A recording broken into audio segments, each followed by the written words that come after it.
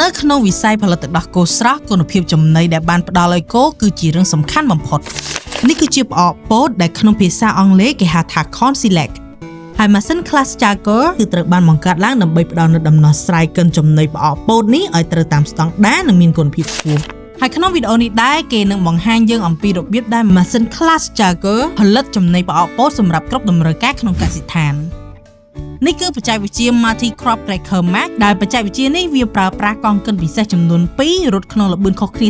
30% ដើម្បីកិនបំបាយពោតឲ្យបានម៉ត់ល្អបច្ចេកវិទ្យានេះវាស័ក្តិសមបំផុតសម្រាប់កសិដ្ឋានដែលត្រូវការបំបាយសារធាតុម្សៅចេញពីពោតកម្រិតខ្ពស់បំផុត